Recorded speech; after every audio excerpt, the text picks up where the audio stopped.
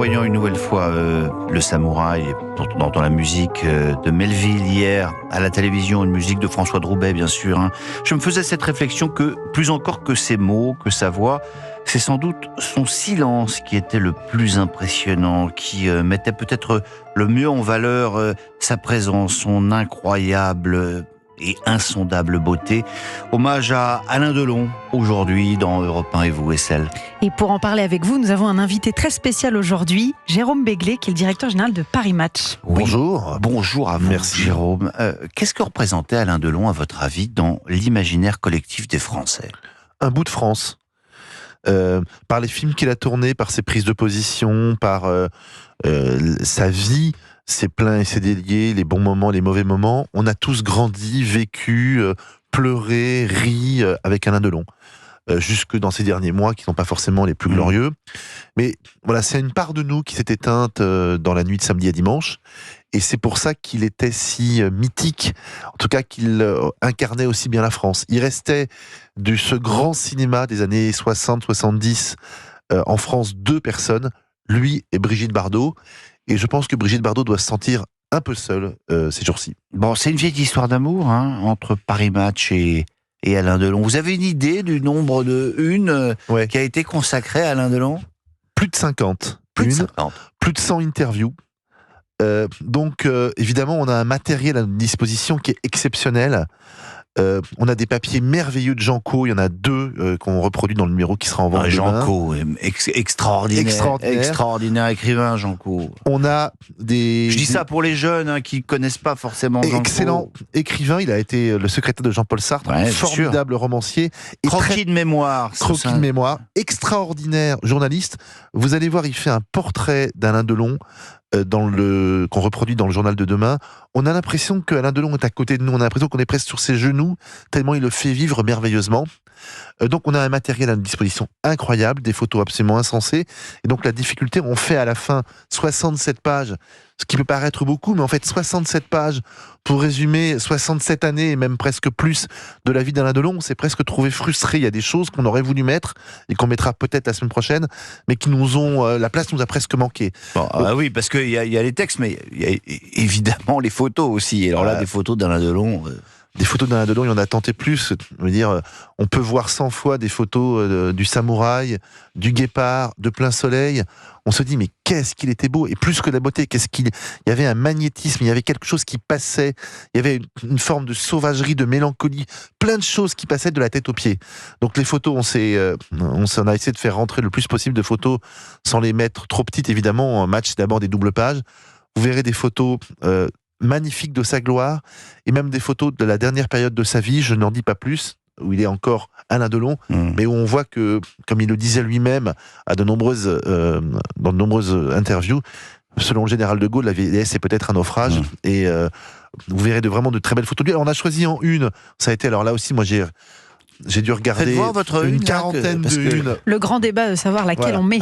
Alors d'abord, c'est une photo de lui en couleur. C'est une photo de lui qui a été prise au mois de septembre 1972 à Belle-Île-en-Mer. Il est sur le tournage de Traitement de choc. Avec Annie Girardot. Et alors, c'est très intéressant parce que il fait le second rôle. Le premier rôle de Traitement de choc, c'est effectivement Annie Girardot. Il accepte d'être un second rôle alors que c'est déjà une superstar. Bon, il est très beau, il est magnétique. C'est une photo pleine de soleil. Il fait beau. Il a un visage et des yeux qui viennent nous chercher. Il n'est pas souriant parce que vous pouvez regarder. Rares sont les photos d'Alain Delon où il est vraiment souriant.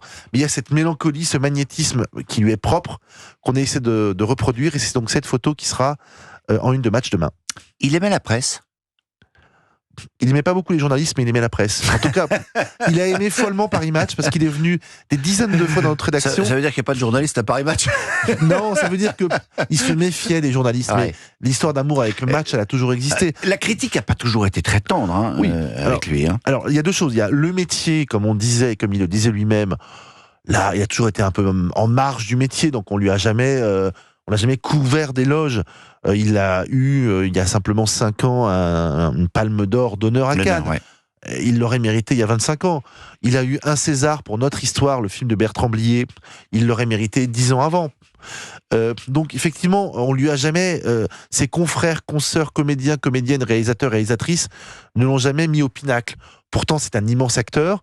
Il a toujours vécu un petit peu en marge. Il n'a jamais fait partie, vous savez, de ces associations, le Blic, le Bloc, l'association de protection des acteurs, des réalisateurs, des trucs. Donc ça, il s'en tenait éloigné et on lui a un peu rendu la monnaie de sa pièce.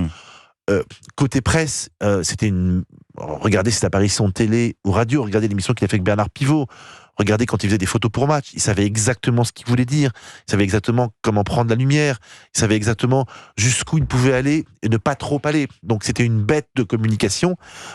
Après, ne lui reprochez pas d'avoir trop parlé ou pas assez parlé. Il utilisait la presse comme il est de bon ton de l'utiliser quand on s'appelle Alain Delon. Eh oui. Vous restez avec nous, hein, Jérôme Béglé, directeur général de Paris Match. Vous connaissez aussi le principe de cette émission, c'est de laisser les auditeurs Évidemment d'Europe 1 s'exprimer. Nous sommes avec Jeanne, bonjour. Bonjour Olivier Delagarde et bonjour à votre invité. Merci Bonjour, madame. de me laisser m'exprimer. Mais je vous en prie, on est là pour ça. Qu'est-ce que vous avez ressenti en apprenant la mort d'Alain Delon hier ? Eh bien, comme beaucoup de Français, je me suis sentie orpheline d'un acteur et d'une époque. Et surtout d'un courage, d'une franchise dans les choix. J'ai été très frappée par la constance de cet homme qui, effectivement, Jérôme Béglé le disait très bien, savait assumer ses opinions et rester en marge, et on a payé le prix. Et c'était aussi un très grand acteur capable de beaucoup de nuances. Passant de Monsieur Klein à La Piscine, j'avais été très marquée par ces deux films. C'était un homme à la fois de films d'action et de films de huis clos. Et en fait, il me faisait penser par son aspect félin à Charles Bronson par moments. Il y a ce côté félin que tout le monde a remarqué, ce côté nippon, qui effectivement est dans la trame des analyses qui sont faites aujourd'hui. Et je pense que traversant une époque tumultueuse, pour lui, il part au moment où il avait beaucoup de chagrin, je pense, pour son pays. Il s'était exprimé. Nous, il va beaucoup nous manquer. Et il a très bien servi aussi la France et les Français par sa maestria et par son rôle d'ambassadeur. Et il avait cette part de mystère qui faisait de lui une véritable vedette comme on en voyait dans les années 30. Voilà. Voilà ce que j'éprouve. Son image était celle d'un homme entier, hein, qui mâchait pas ses mots, qui avait des opinions parfois extrêmement tranchées. Tout ça ne vous dérangeait pas ? Non, parce que c'était un homme follement généreux, il se donnait dans son jeu et la vie ne lui avait rien apporté sur un plateau d'argent. Ce n'était pas un héritier. Il avait donc une légitimité qui devait gêner quelques bonnes âmes et quelques bons esprits bien en cours à une certaine époque. Et pour ça, c'est vrai qu'il avait un côté mauvais garçon, mais il a frayé son chemin, il a dû se débrouiller. Et comme vous le disiez très bien, ainsi que Monsieur Béglé, il y avait les souffrances, et Pascal Procy l'a dit, de l'enfance. On est du pays de son enfance, disait quelqu'un. Il en a gardé effectivement les cicatrices. Et ça a forgé un très bel homme. Ah oui, une grande beauté, un mauvais garçon. Vous étiez un peu amoureuse de lui ? Pardon de cette question. Peut-être un peu embarrassante. C'était un être qui, pour moi, symbolisait une forme de virilité tout à fait remarquable, mais parce que justement, il y avait un contraste entre la majesté d'un corps très bien sculpté, c'est vrai, un visage, une gueule, et des failles dans le psychisme. Et il y a une chose aussi qui m'a beaucoup touchée. Je trouvais qu'avec Romy Schneider, ils avaient quelque chose tous les deux d'un frère et d'une sœur, parce que Romy Schneider avait un regard félin aussi. Et il y a quelque chose que je me suis toujours dit, il y a comme une sororité, une fraternité entre ces deux-là. derrière l'histoire d'amour magnifique qu'ils ont eue. Eh oui, ils auraient Je dû. trouve qu'ils se ressemblaient physiquement. Ils Je auraient sais dû pas se marier, pourquoi. d'ailleurs, ils étaient fiancés, ils avaient prévu de se marier, et puis la vie fait que ça n'a pas Et eu lieu. oui. Merci beaucoup, Jeanne, d'avoir témoigné, et avec des mots aussi choisis. Merci d'avoir été en direct sur l'antenne d'Europe 1. Cette émission se poursuit, on est toujours avec Jérôme Béglé, le directeur général de Paris Match, mais on est également avec Alain Terzian. Bonjour. Bonjour. Producteur, je crois que vous avez fait 6 films avec Delon. Absolument. C'était- Absolument. 79, 80, 82, oui, absolument.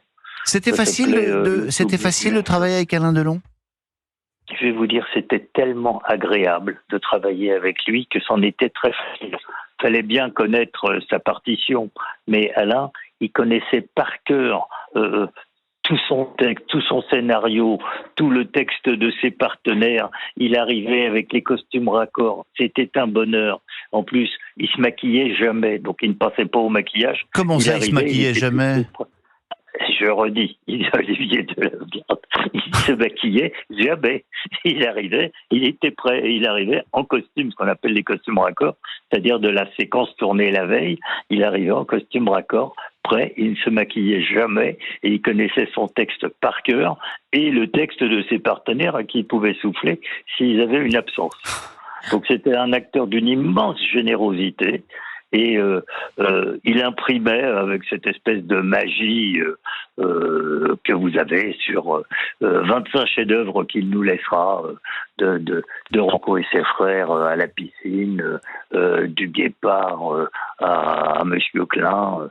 Il laissera, c'est le seul acteur pour moi qui laissera, avec toute l'estime que j'ai pour les autres acteurs, mais c'est le seul acteur qui laissera son image, sa présence, son charisme, son génie artistique dans 25 chefs-d'œuvre. Vous restez avec nous à l'Interzion. Vous allez continuer à égrener vos souvenirs. 6 films faits avec Alain Delon, évidemment, ça laisse pas mal de souvenirs. On est également avec Jérôme Béglé, le directeur général de Paris Match. 11h46 dans Europe 1 et vous restez avec nous. On continue cet hommage à Alain Delon dans Europe 1 et vous. Et le standard vous est toujours ouvert. Je le rappelle, l'appel est non surtaxé. C'est au 01 80 20 39 21. À tout de suite. Europe 1 et vous. 11h, 13h, Olivier Delagarde.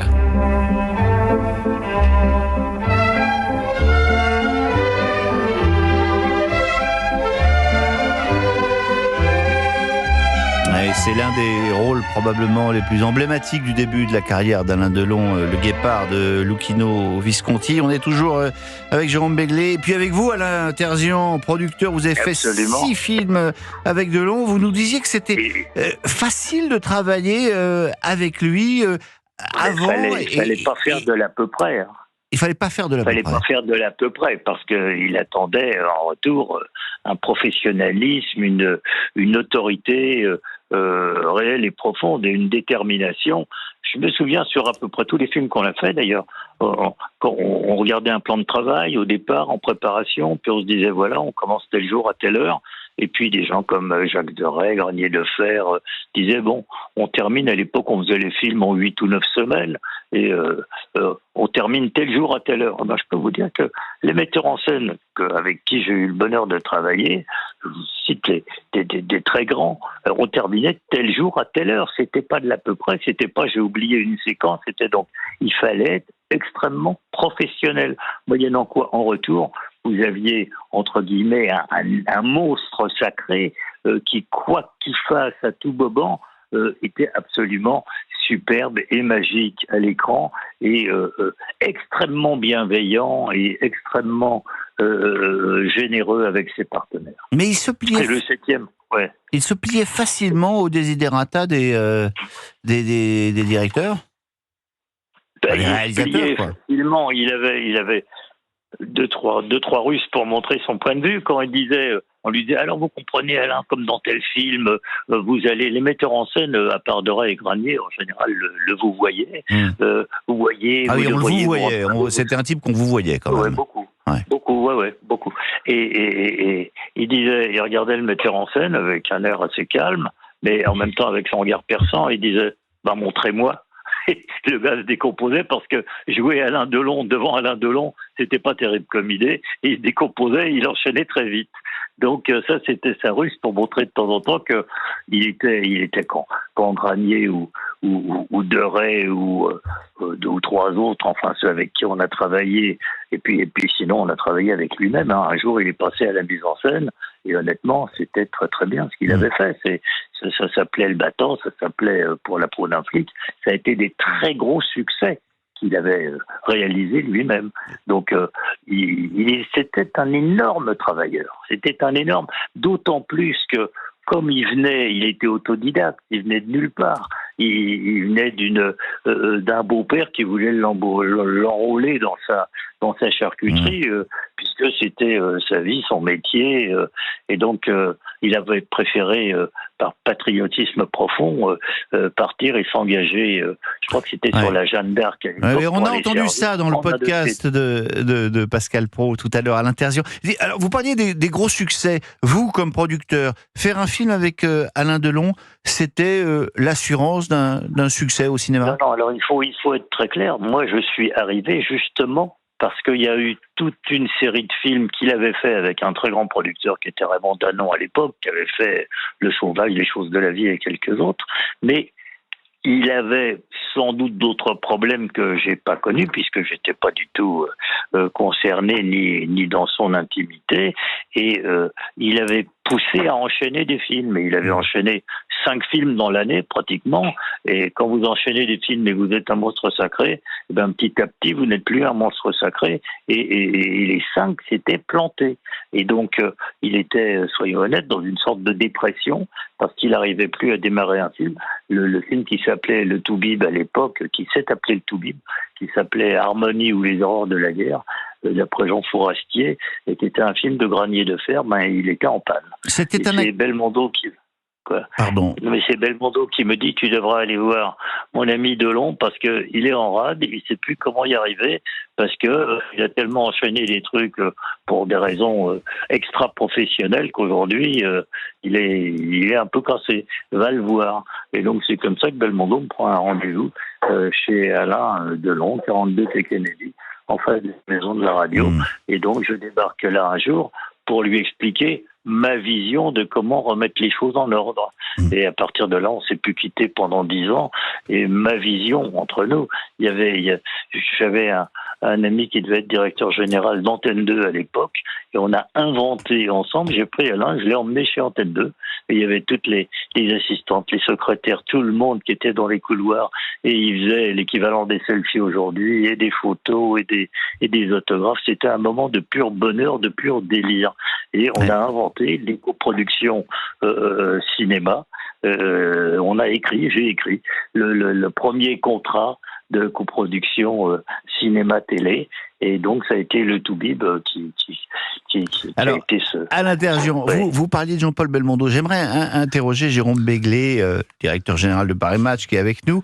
Est-ce que le lien entre les Français et Delon est le même que ceux qui ont pu avoir avec les Belges? Attendez, on va laisser parler à l'Intervision. Je vous redonne la parole, mais on interroge Jérôme Béglé.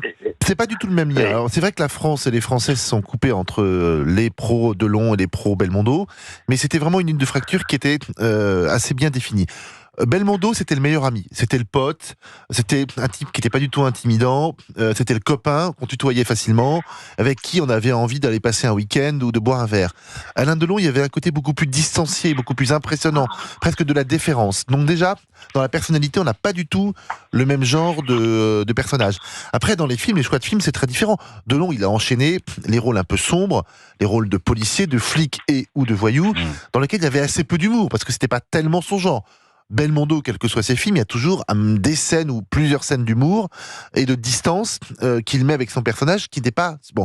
D'ailleurs, quand ils tournent, ils font en tout cas un grand film ensemble qui est Borsalino, ce sont quand même 2 registres qui sont assez différents. Après, on les a revus dans Une chance sur 2, mais bon, c'était un film de Patrice Lecomte à la fin, où là, ils jouaient beaucoup sur leur personnalité, ce qu'ils avaient été, sur leur filmographie. C'est un ovni dans leur carrière, à l'un comme à l'autre. Ensuite, alors en termes de popularité, je pense que il y avait une énorme popularité, une énorme cote d'amour dont bénéficiait Belmondo. Delon, c'est sûr, c'est un personnage un peu plus austère, un petit peu plus qui tient plus en respect, qui intimide plus les autres. Bon, mais néanmoins, ça reste dans l'histoire du cinéma, ce sont deux pierres importantes qu'on ne peut pas dissocier. Alain Terzian, on les a beaucoup opposés. Est-ce que véritablement ils étaient aussi ennemis qu'on le dit dans la vie ? Alors d'abord, je ne changerai pas un mot à tout ce que vient de dire Jérôme Béglé. Mais c'est déjà ça. Absolument. Le fond, voilà, c'est déjà une grosse avancée, mais néanmoins, mais pas un mot. C'est parfait, c'est exactement le fond, la vérité de l'histoire. Ensuite, leur opposition, je ne vais pas vous dire que c'est une invention médiatique de l'époque, mais ça faisait bien vendre d'avoir Belmondo, Delon fait la gueule. Et là, Jérôme Béguet, le patron de Paris Match, fait oui de la tête. C'est pas loin d'être une invention. Il y a eu une ou deux petites brouilles au moment de Borsalino, justement, où Delon a mis son nom plus gros que celui de Belmondo sur l'affiche du film. Voilà. Mais le reste du temps, il y avait un immense respect l'un pour l'autre. Leurs enfants se voyaient, beaucoup d'affection. Voilà. Ils avaient tous les deux des agents qui se respectaient et ils voyaient très bien que l'autre était un super pro. Et comme eux-mêmes se prenaient pas pour la moitié d'une chaussette, ils disaient alors en gros le cinéma, c'est lui et moi ou c'est moi et lui. Enfin, il y avait eu cette histoire à l'Interzian quand même, cette histoire d'affiche, paraît-il, pour Borsalino, ce combat d'ego. Oui, il n'y avait pas de combat puisque je ne sais pas qui avait tort ou raison à l'époque. Le prétexte a été que Alain avait mis Alain Delon présente et en dessous Belmondo Delon, alors que sur le contrat il y avait marqué qu'il y avait autant de fois l'un que l'autre. Vous l'avez suivi ? Oui. Mais honnêtement, c'est du folklore qui a été entretenu par les médias, etc. Ce que vous nous dites à l'Interzian, c'est que contrairement à l'image qu'on pouvait avoir d'Alain Delon, c'était quelqu'un de très accessible.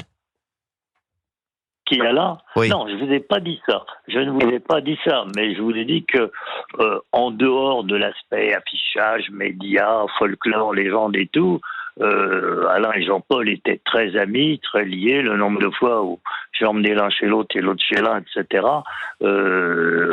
Jusqu'au bout. Et aujourd'hui, Anthony et Paul sont très amis et d'ailleurs très conscients d'être les dépositaires de l'épilogue d'une histoire. Mais ils étaient très, très liés, y compris quand ils s'engueulaient. C'est comme dans les couples, de temps en temps on s'engueule, et puis après on passe à table. Et donc ils étaient très, très liés. Donc ça, c'est quand même une invention, pas une invention, mais une exagération, je dirais. Dès qu'il y avait une humeur de l'un ou une réflexion, ça arrivait dans le journal et on pensait immédiatement qu'ils étaient à couteau tiré, alors qu'ils n'ont jamais été à couteau tiré. De temps en temps, ils se sont engueulés. Ouais, merci beaucoup Alain Terzian, producteur intarissable sur le cinéma en général, sur Alain Delon en particulier.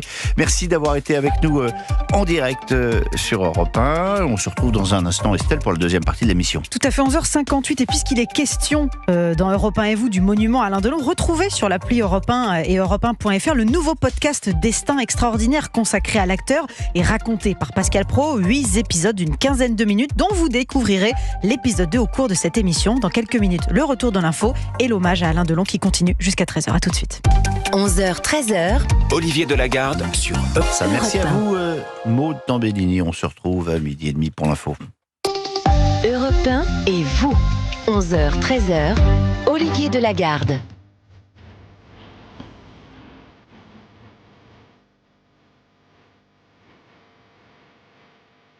On ne se lasse pas de cette musique d'Ennio Morricone pour le film Le Clan des Siciliens 1969, avec un casting évidemment extraordinaire.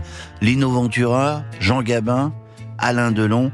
Voilà, on est là pour évidemment pendant 2 heures rendre hommage à l'acteur. On est avec Jérôme Béglé, le directeur général de Paris Match. Il faut qu'on dise un mot quand même, Jérôme, de la fin de la vie d'Alain Delon.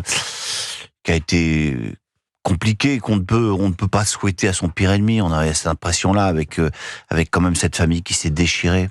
Alors, d'abord, une fin de vie, c'est jamais beau.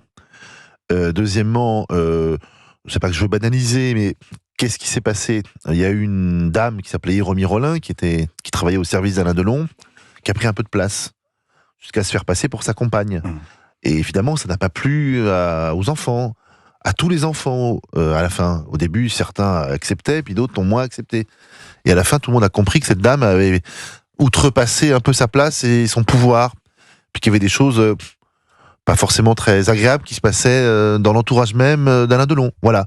Donc, au bout d'un moment, les enfants ont réagi, et ça a donné lieu, effectivement, à ces petites affaires pas forcément agréables qui sont sorties à droite et à gauche. Mais encore une fois, ce qu'il faut retenir, c'est que les derniers jours d'Alain Delon, les enfants étaient totalement unis et réunis à Douchy pour dire au revoir à leur père, qu'il n'y a pas eu l'ombre d'une polémique, d'un doute, d'une engueulade entre eux, et qu'il est mort entouré de l'affection des siens. Et ça n'est pas un propos banal que de dire ça. Je le dis avec toute l'importance qu'ont chacun des mots prononcés. Il est mort entouré des siens et de l'affection des siens. Il y avait même Rosalie, la mère des 2 enfants derniers d'Alain Delon, qui était là. Voilà, donc effectivement, il y a eu des tensions, mais ces tensions sont, me semble-t-il, aujourd'hui derrière nous. Bon, ce qui était sûr aussi, c'est que Alain Delon était prêt. D'ailleurs, il disait ne pas redouter la mort, et l'attendre même avec une forme d'impatience. Écoutez, il parlait de la mort depuis 25 ans, il vivait avec ses souvenirs. Quand il ouvrait son portefeuille, il y avait toujours une photo de Romy Schneider qui en tombait. Romy Schneider, elle est morte il y a 40 ans, il y a plus de 40 ans. Dans le match qui sera en vente demain à Paris et le mercredi dans le reste de la France, on publie 67 pages. On publie une photo extraordinaire qui nous montre dans la chapelle de Douchy là où il sera enterré, là où il va être enterré.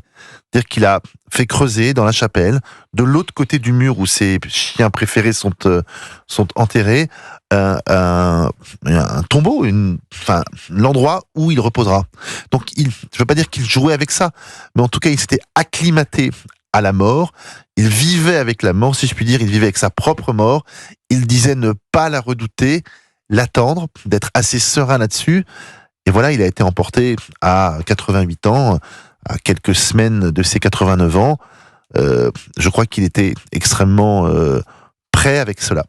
Merci en tout cas, Jérôme Béglé, directeur général de Paris Match, d'être venu parler de cette star internationale. Plus de 51 de Paris Match qui ont été consacrés à Alain Delon, vous le disiez. Puis on retrace également sa vie, Estelle. Tout à fait, 12h07 dans Europe 1 et vous. Dans cette partie d'émission, on vous propose d'écouter le 2e épisode de ce podcast exceptionnel qui s'appelle d'ailleurs Destin exceptionnel, consacré à Alain Delon. Ce 2e épisode s'appelle Tête brûlée. Il est narré par Pascal Praud.